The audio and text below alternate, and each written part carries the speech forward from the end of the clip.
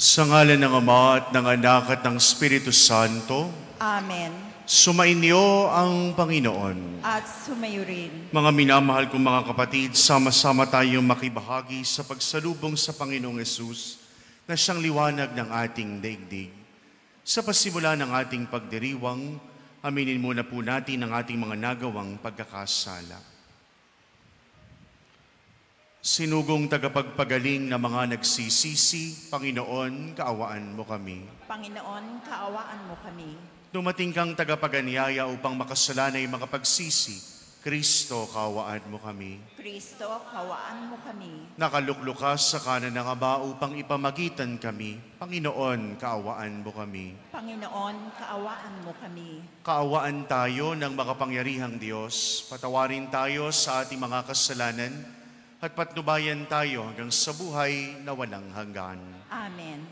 Manalangin tayo.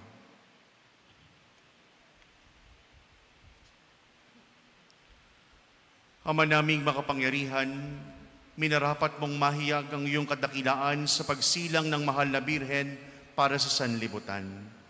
Ang dakilang misteryong ito ng pagkakatawang tao ng anak mo ay mapagkukulan nawa namin ng lubos sa pananalig at maipagdiwang namin ng may di magmamaliw na pag-ibig sa pamamagitan niyang kasama ng Espiritu Santo magpa sa walang hanggan.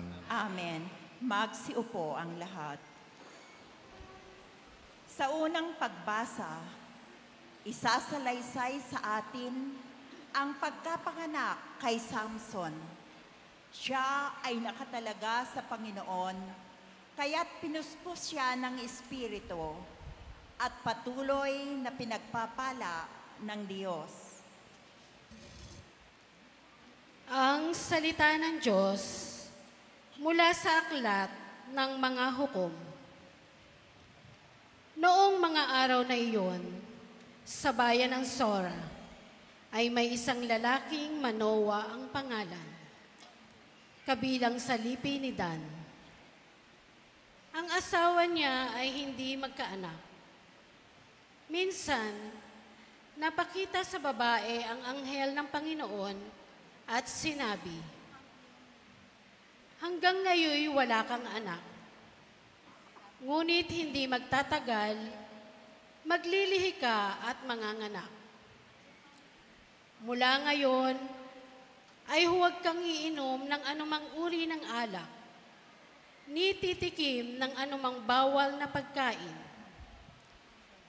Kung maipanganak mo na siya, huwag mong puputulan ng buhok, pagkat mula pa sa kanyang pagsilang, ay itatalaga na siya sa Diyos. Siya ang magsisimula ang magligtas sa Israel mula sa mga Filisteo." Ang babae lumapit sa kanya, asawa, at kanyang sinabi, "Napakita sa akin ang isang propeta ng Diyos, parang anghel. Kinikilabutan ako. Hindi ko tinanong kung taga saan siya, at hindi naman niya sinabi kung sino siya. Huwag daw akong iinom ng alak, ni titikim ng anumang bawal na pagkain, pagkat ang sanggol na isisilang ko'y itatalaga sa Diyos." Dumating ang araw at nanganak ang asawa ni Manoa. Lalaki ang sanggol at pinangalanan nilang Samson. Lumaki ang bata na patuloy na pinagpapala ng Panginoon. Ang Espiritu ng Panginoon ay lumukob kay Samson. Ang salita ng Diyos. Salamat sa Diyos.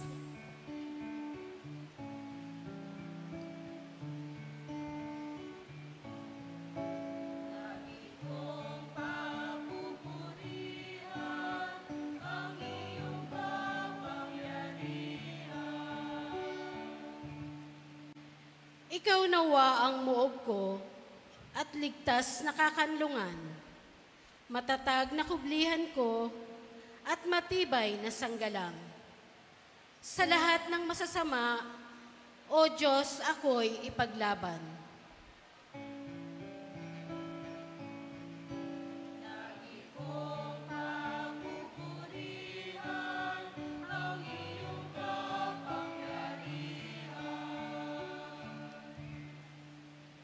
Panginoon, sa iyo ko inilagak ang pag-asa.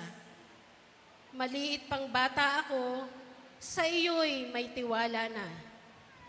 Sa simula at mula pa, wala akong inaasahang mag-iingat sa sarili, kundi tanging ikaw lamang.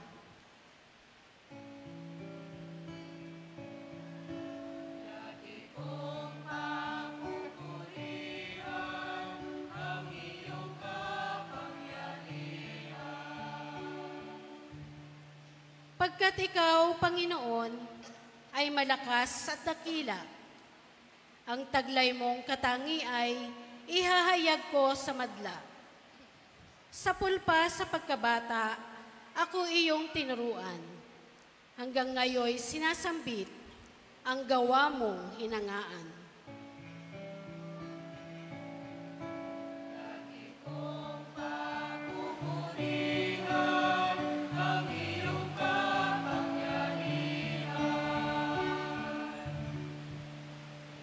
Sa Ebanghelyo, ipinapahayag sa atin ang pagbabalita ng anghel kay Zacarias na magkakaanak siya ng isang lalaki.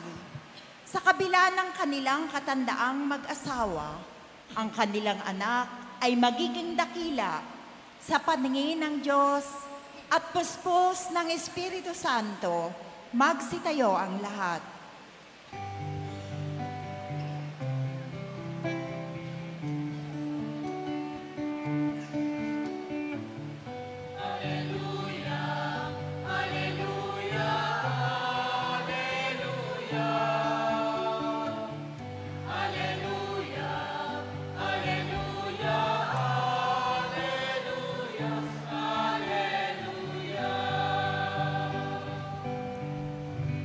Sangakang ugat ni Hese, taga-akay ng marami, halina't tubusin kami.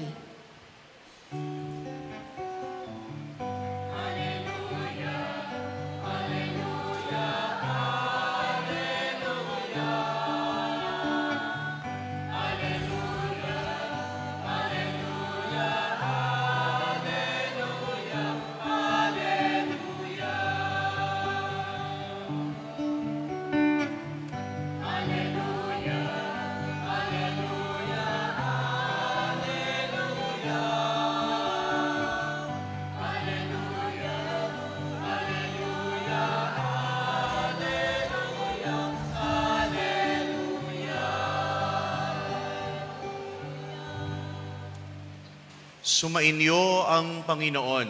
At sumayo rin. Ang mabuting balita ng Panginoon ayon kay San Lucas. Papuri sa iyo, Panginoon.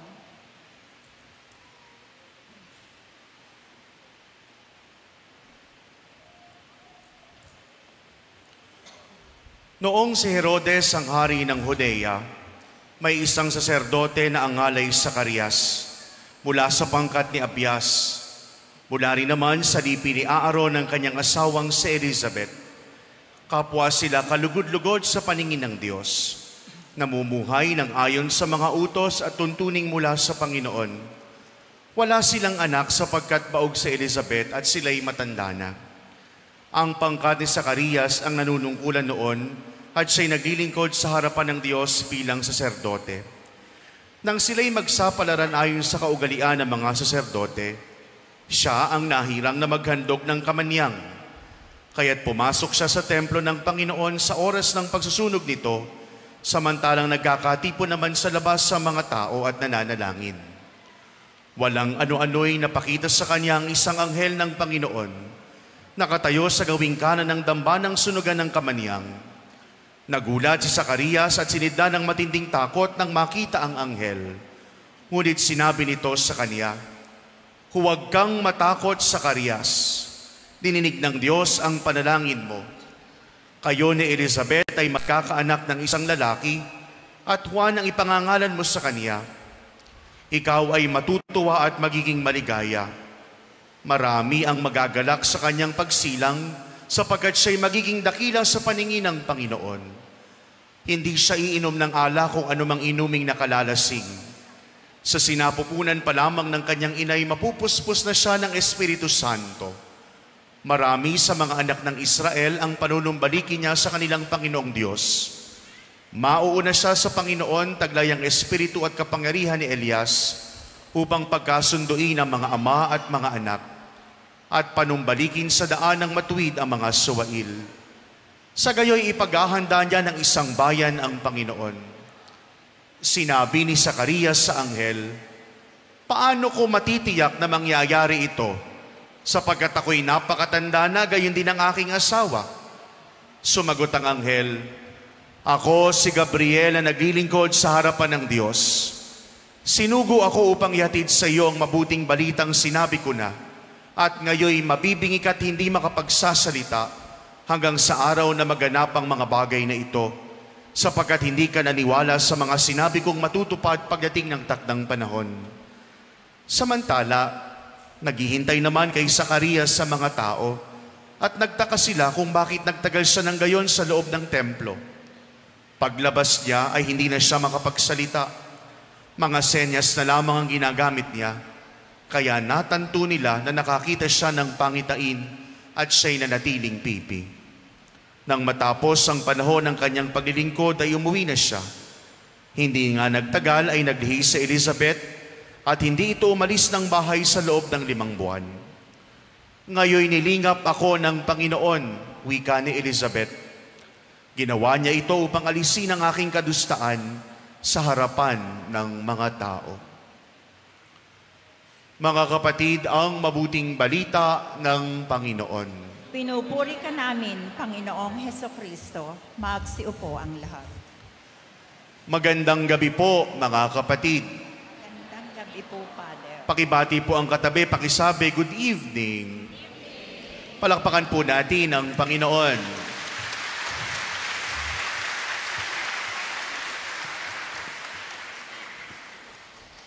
Kami po sa bahay namin sa Bustos ay may alagang aso.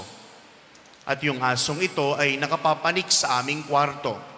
Natutulog sa may paanan ng kama ng aking mga magulang.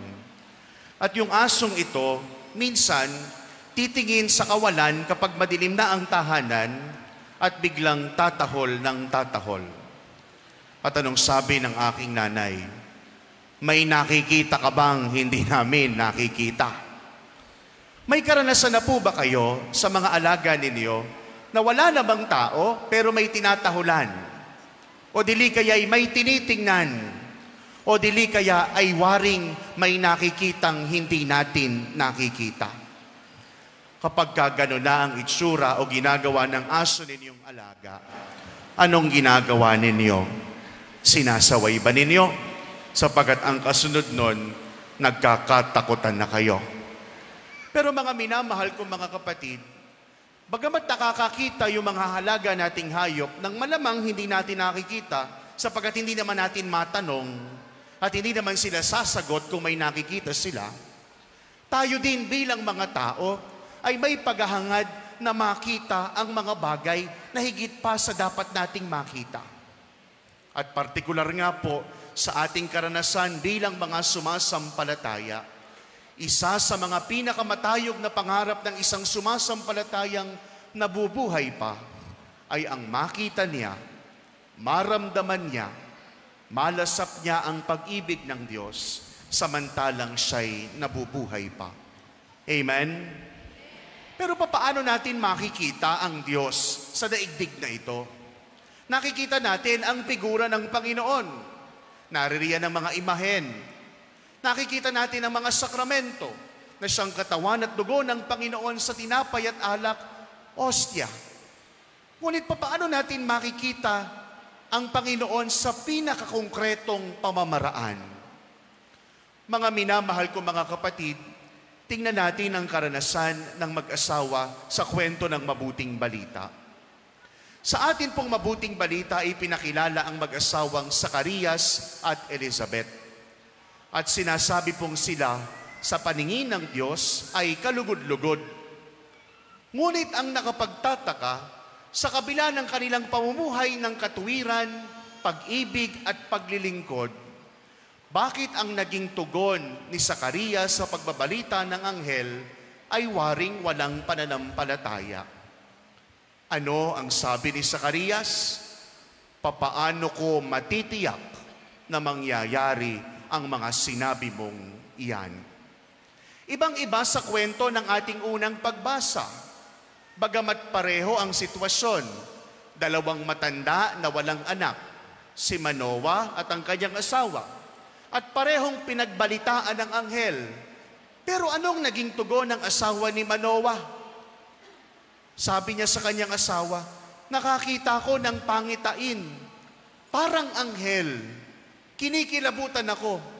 Hindi ko tinanong kung taga saan siya at hindi naman niya sinabi kung taga saan siya. Pero naniniwala akong mangyayari yung sinabi niya. Pero sa ating mabuting balita, nagpakilala pa. Anong sabi? Ako si Gabriel na naglilingkod sa harapan ng Diyos. Ito ang mga ipinasasabi sa iyo ng Panginoon. Yung isa naniwala kahit hindi nagpapakilala. Yung isa naman nagpakilala na kung sino at kung saan galing, bakit hindi pa nagtiwala? Unang katotohanan, para makita natin ang Panginoon, magtiwala tayo. Amen? Pero sa isang taong may pagtitiwala, walang eksplanasyon ang kailangan. Pero sa isang taong nagdududa, walang paliwanag ang sasapat. To someone who believes, no explanation is needed. To someone who doubts, no explanation is ever enough. Kaya ang unang kilos upang makita natin ang Diyos, magtiwala ka sa Diyos. Na may Diyos na nakakakita ng lahat ng pinagdadaanan mo at nakikinig sa mga daing mo. Sapagkat sa diwa lamang nito, mababanaag natin ng mukhaan ang Panginoon. Huwag lang tayong makakakita ng kapintasan sa kapwa. Huwag lang tayong makakakita ng mga bagay na maipipintas natin sa ating daigdig. Subukan din nating imulat ang ating mga mata upang makita ang Panginoon sa pamamagitan ng pagtitiwala sa Kanya. At pangalawang bagay, si Zacarias ay binalitaan na ng Anghel Gabriel tungkol sa kanyang susuunging dakilang regalo mula sa Diyos. Hindi siya nagtiwala, nagtanong pa. Kaya ano ang sabi ng Anghel Gabriel? Mapipipik at mabibingit, hindi makapagsasalita hanggang sa mangyari ang mga bagay na ito. Kapag po ba ang isang taong pipi ay nasa ganong sitwasyon, ano po ang dominanteng nararamdaman kaya niya? Pipi, hindi makapagsalita. Yung katabi niyo po ba'y pipi? Hindi po. Madaldal nga po no? Kapag ang isang tao ay pipi, hindi siya makapagsalita. At malamang sa malamang, mahina rin ang kanyang pandinig. Hindi sa minamata natin ang kanilang kalalagayan. Pero ano po ang mahuhugot natin mula dito? Na sa gitna ng pagiging pipi ni Zacarias, walang nasasabi, walang nadidinig. Ang tinig lamang ng Diyos ang kanyang napakinggan sapagkat natuto siyang manahimik. At upang makita natin ang mukha ng Diyos sa daigdig na ito, hindi lang natin kailangang magtiwala, minsan kailangan din nating tumahimik. Minsan kailangan din nating isuko muna ang mga sinasabi natin, sapagkat sa diwa lamang ng pananahimik, mangungusap ang Diyos. Sa diwa lamang ng pananahimik, magpapakilala ang Panginoon ng kanyang kalooban sa atin. Ngunit ang nakapagtataka po, ang mga Katoliko, parang waring hindi na marunong manahimik. Ang nakapagtataka din, pag pumasok ng bangko, di ba po ngayon ay bangkuhan, no? Pag pumasok ng bangko, tahimik. Amen? Pag pumasok ng museum, tahimik. Amen? Pag pumasok ng ibang opisina, tahimik. Amen? Pero pagpasok ng simbahan, bungangera. Bakit sa lunan ng katahimikan, hindi na natin kayang igalang? Bakit sa mga lugar na dapat ay tahimik upang marinig natin ang tinig ng Diyos, hindi na natin magawang itikom ang ating bibig upang mapakinggan ang tinig ng Diyos? Baka kaya tayo nagdududa? Baka kaya tayo nanghihinawa? Baka kaya tayo hindi makasapat ang mga paliwanag, ang pagtulong, ang pagpaparamdam ng Diyos, ang kanyang tulong sa atin, ay sapagkat tayo mismo ayaw nating pakinggan ang tinig na nagsasabi sa atin, minamahal kita, handa akong tuparin ang lahat mong nasa, ngunit sana'y magtiwala ka sa aking pag-ibig. Sa istorya ni Zacarias at ni Elizabeth, mga taong napatahimik ng pagpapala ng Diyos. Sana maging mapagnilay din tayo sa diwa ng pananampalataya, sa diwa ng katahimikan, upang marinig natin ang biyaya, upang makita natin ang Diyos. Minsan mabuti pa ang aso kapag may nakikita, tumatahol. Tayo, wala nang ang nakikita, ang ingay-ingay pa rin. Minsan, ilaan naman natin ang ating sarili upang magnilay at manahimik. Manahimik tayong saglit. Amen. Magsitayo ang lahat.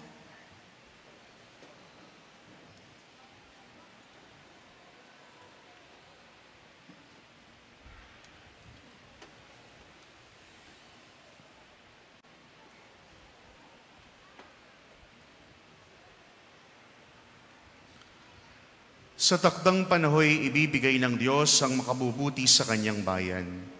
May pagtitiwala nating isamo, Diyos ng katuparan, pagpalain mo kami. Diyos ng katuparan, pagpalain mo kami. Sa gitna ng kawalan ng katiyakan at kahinaan, magtiwala nawa sa Diyos ang simbahan. Manalangin tayo sa Panginoon. Diyos ng katuparan, pagpalain mo kami. Tulad din na Zacarias at Elizabeth, makita nawa sa mga magulang ang katatagan at pag-asa ng mga nananalig sa Diyos. Manalangin tayo sa Panginoon.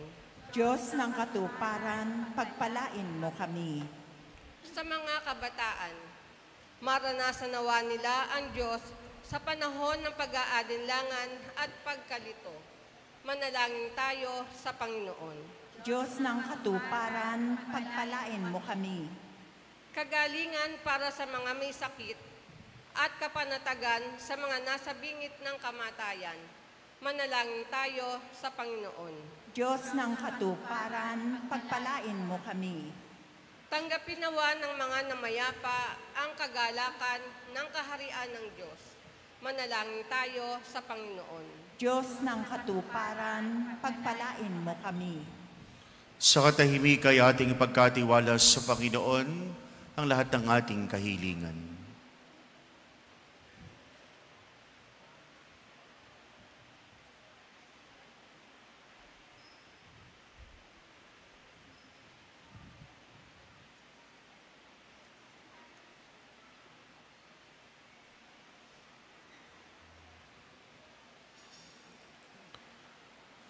Amang mauwain, mapuno nawa ng sigla at kagalakan ng aming paghihintay sa aming tagapagligtas, si Jesucristong aming Panginoon, magpas sa walang hanggan.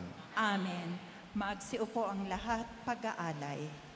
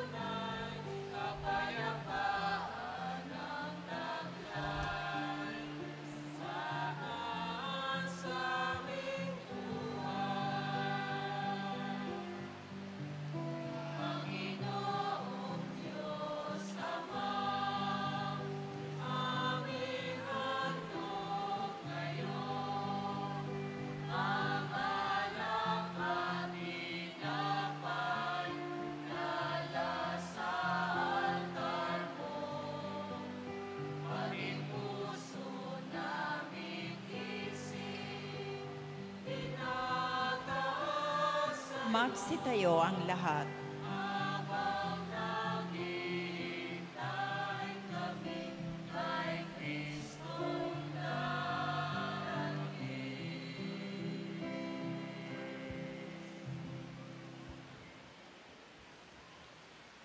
Manalangin kayo mga kapatid upang itong ating paghahain, kalakip ang ating mga sarili, ay kalugdan ng Diyos amang makapangyarihan. Tanggapin nawa ng Panginoon itong paghahain sa iyong mga kamay, sa kapurihan niya at karangalan, sa ating kapakinabangan at sa buong sambayan niyang banal. Ama naming lumikha, tunghayan mo ang mga nakahain sa dambana. Itong aming abang nakayanan ay makamit nawa ng kapupunang kabanalan, na idinudulot ng iyong kapangyarihan sa pamamagitan ni Hesukristo, kasama ng Espiritu Santo, magpa sa walang hanggan. Amen. Sumainyo ang Panginoon. At sumayo rin. Itaas sa Diyos ang inyong puso at diwa. Tinaas na namin sa Panginoon. Pasalamatan natin ang Panginoong ating Diyos. Marapat na siya ay pasalamatan. Ama naming makapangyarihan, tunay ngang marapat na ikaw ay aming pasalamatan sa pamamagitan ni Jesucristong aming Panginoon. Siya'y sinugo mo upang matupad ang iyong magandang balak para sa lahat. Hindi niya ikinahiyang mabuhay ng mahirap upang pakisamahan kaming tapat. Siya'y naging hindi naibas sa amin upang maitampok niya kami sa iyong piling. Sa kanyang lantarang muling pagdating, ang pakikisama niya'y puspusang magniningning at ang pangako niyang kapanapanabik ay inaasahan naming lubusang makakamit. Kaya, kaisa ng mga anghel na nagsisiawit ng papuri sa iyo nang walang humpay sa kalangitan, kami nagbubunyi sa iyong kadakilaan.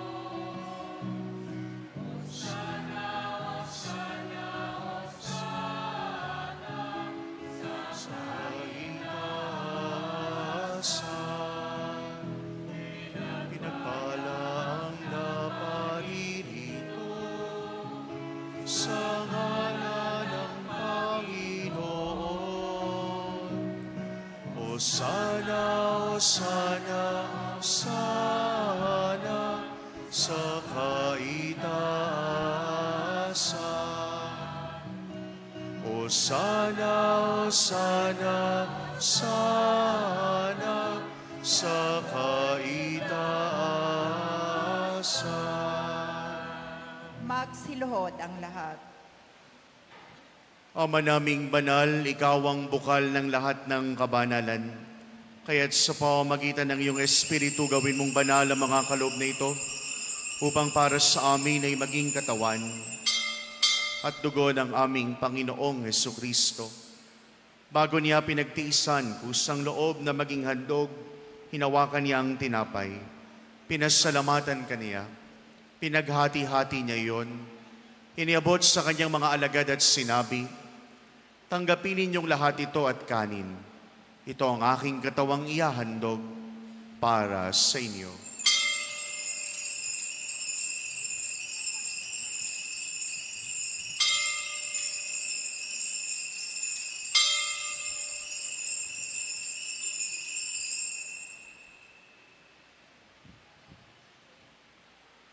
Gayun din naman nung matapos ang hapunan, hinawakan niya ang kalis, muli kanyang pinasalamatan. Inabot niya ang kalis sa kanyang mga alagad at sinabi, "Tanggapin ninyong lahat ito at inumin, ito ang kalis ng aking dugo, ng bago at walang hanggang tipan. Ang aking dugong ibubuhos para sa inyo at para sa lahat, sa ikapagpapatawad ng mga kasalanan. Gawin ninyo ito sa pag-alaala sa akin."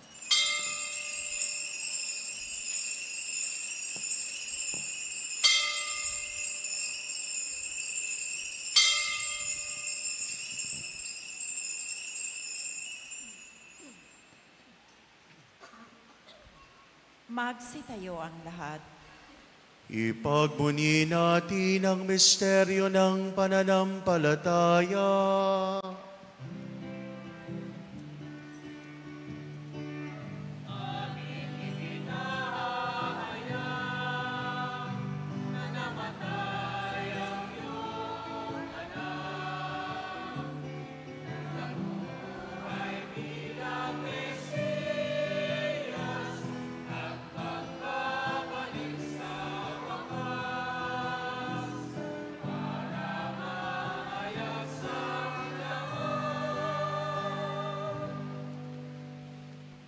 Ang mga ginagawa namin ngayon ang pag-alaala sa pagkamatay at muling pagkabuhay ng iyong anak.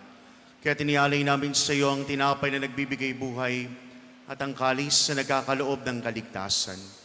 Kami nagpapasalamat dahil kami yung minarapat tumayo sa harap mo para maglingkod sa iyo. Sinasamo namin kami magsasalo-salo sa katawan at dugo ni Kristo ay mabuklod sa pagkakaisa sa pamamagitan ng Espiritu Santo. Hamalingapin mo ang iyong simbahang laganap sa buong daigdig. Puspusin mo kami sa pag-ibig. Kaisa ni Francisco, ang aming Santo Papa, si Dennis, naming obispo at ang lahat ng inordenahan. Alalahanin mo rin po mga kapatid naming nahimlay, taglayang pag-asang sila'y muling mabubuhay, gayon din ang lahat ng pumanaw. Kaawaan mo sila at patuloyin sa iyong kaliwanagan. Kaawaan mo at pagindapatin kaming lahat ay makasalo sa iyong buhay na walang wakas. Kaisa ng mahal na Birheng Maria, ang ina ng Diyos, ang kaniyang kabiyak ng pusong si San Jose, kaisa ng mga apostol, ang mabuning San Andres at ang lahat ng mga banal na nabuhay sa daigdig ng kalugod-lugod sa iyo, maipagdiwang nawa namin ang pagpupuri sa ikararangal mo sa pamamagitan ng iyong anak, ang aming Panginoong Jesucristo. Sa pamamagitan ni Kristo kasama niya at sa Kanya, ang lahat ng parangal at papuri ay sa iyo, Diyos amang makapangyarihan, kasama ng Espiritu Santo, magpasawalang hanggan.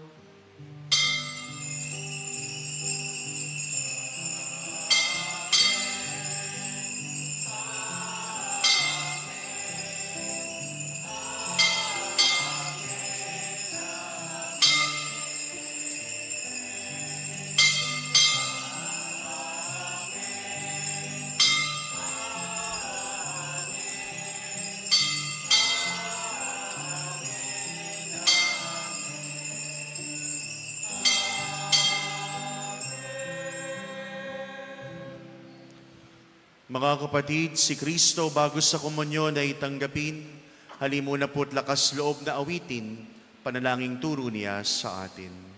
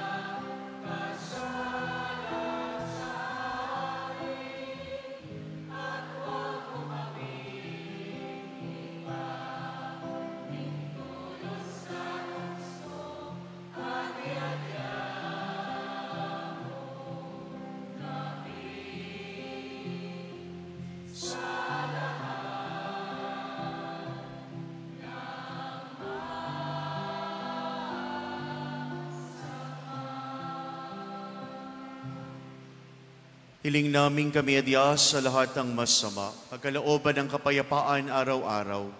Iligtas sa kasalanan, layos sa lahat ng kapahamakan, samantalang aming pinananabikan ng dakilang araw ng pagpapahayag ng tagapagligtas naming si Jesucristo.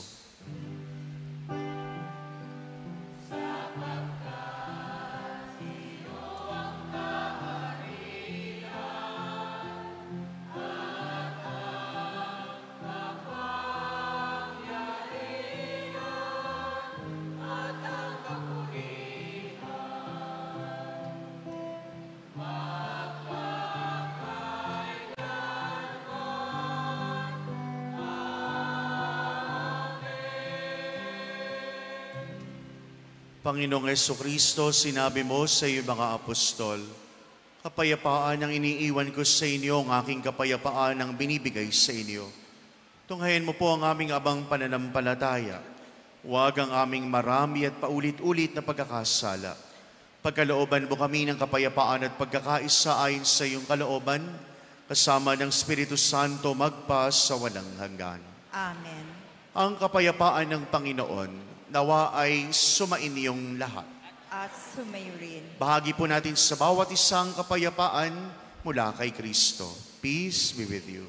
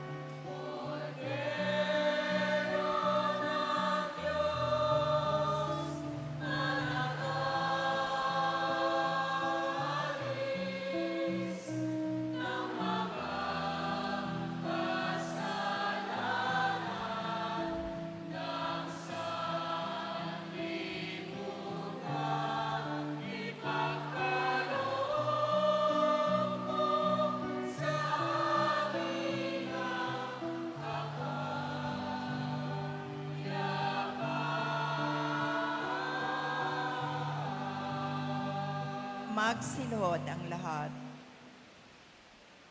Masdan ninyo si Kristo, masdan ninyo ang kordero ng Diyos, siyang nag-aalis ng mga kasalanan ng sanlibutan. Mapapalad tayong sa kabila ng ating karupukan, ay patuloy pa ring inaaniyahan sa piging ng kaniyang pagmamahal. Panginoon, hindi ako karapat-dapat na magpatuloy sa iyo, ngunit sa isang salita mo lamang ay gagaling na ako. Corpus et sanguis Christi, custodi et me in vitam aeternam. Amen.